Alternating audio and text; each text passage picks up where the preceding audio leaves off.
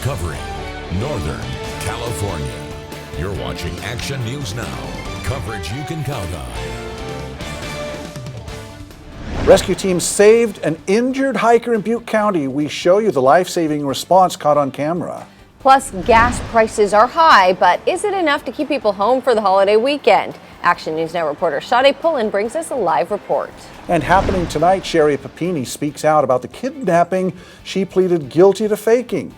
We'll tell you where you can watch this new docuseries, but first, crews responded quickly to stop the spread of a vegetation fire on Chico River Road and Liberty Lane just outside of Chico. That's right. We've learned that forward progress has stopped on this fire, but the first call did come in just before 4. You can see that smoke off in the distance from this Alert California camera.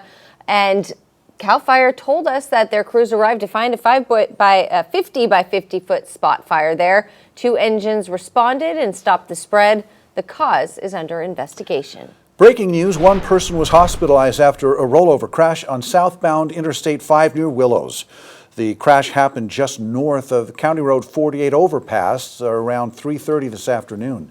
Willows Fire Department responded to the rollover. It appears the vehicle was towing a trailer at the time of the crash. Fire officials say the rollover crash is causing traffic delays. We'll keep you updated on air and online as we work to find out more. Here's a live look at the Lake Oroville from our Bloomer camera. Blue skies overhead, and you can't see it, but there are a lot of people out there right now still on this Memorial Day weekend. Yeah, and then there will be all the more now that summer is unofficially here. We're almost to June 1st in less than a week, and Howie's here to talk about our conditions, especially temperatures, Howie.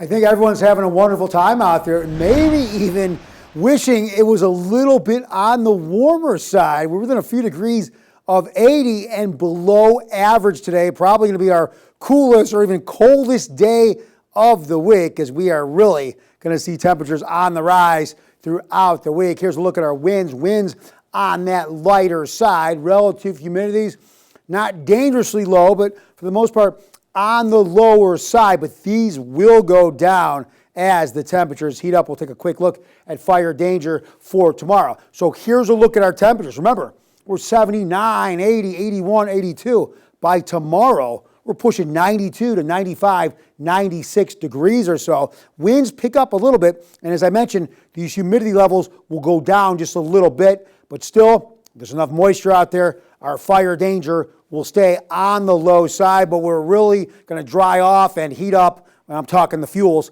and we'll talk more about that coming up in just a few minutes. All right, thanks, Howie.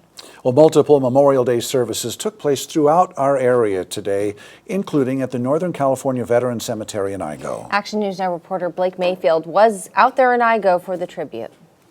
While we always thank our living veterans, today is dedicated to those we've lost. Hundreds packed in for an hour-long ceremony to pay their respects to those who've lost their lives in military service. Sean Jacobs, U.S. Army, Afghanistan. The music tribute and echo taps to all armed forces were performed this afternoon by the Enterprise High School Band. The Veterans Cemetery in Igo helps serve all vets living in the 18 northernmost counties in the state. People from all walks of life joined in to help commemorate those who paid the ultimate price for our freedom.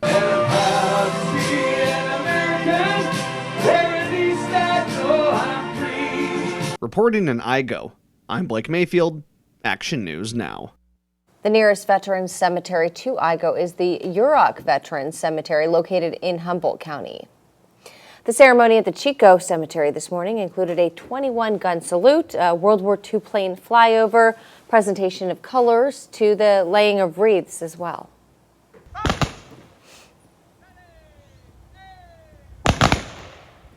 About 20 organizations were announced and escorted to lay the wreaths. The Chico Community Band played patriotic music, and another observance also took place in Chico at Glen Oaks Memorial Park later in the afternoon. The city of Oroville saw a big turnout for its annual Memorial Day ceremony. Longtime attendees say it is the largest turnout they've ever seen.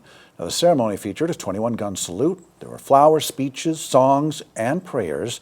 Veterans, families of friends of fallen loved ones, and community members all gathered to pay tribute to those who made the ultimate sacrifice.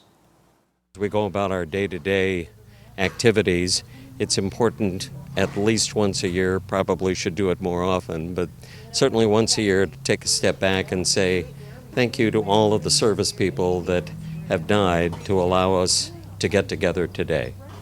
In a Memorial Day tradition, the American flag at the cemetery was flown at half-staff to signify the remembrance of those who've fallen, and then it was brought up to the normal position right at noon to signify that the country still stands because of them. For those of you who might be traveling tonight, the CHP's annual statewide Memorial Day holiday enforcement period, that continues until midnight. Officers are looking for reckless, impaired, and unbuckled drivers. Last year, more than 1,100 people were arrested over Memorial Day weekend for DUI. New at 6, the Yuba City police officers started today's morning briefing a little differently. Officers took time to remember and honor the brave men and women who made the ultimate sacrifice serving our nation. Officers met at the Freedom Heroes Memorial at Calvary Christian Center. New tonight, first responders rescued an injured hiker by air. CAL FIRE, Butte County, and the Butte County Sheriff's Search and Rescue Team yesterday, they rushed to the Polga area up the Feather River Canyon to find the hiker in a remote location off Camp Creek Road. First responders flew a helicopter to the scene, then lifted the hiker up and to safety, and then he was treated.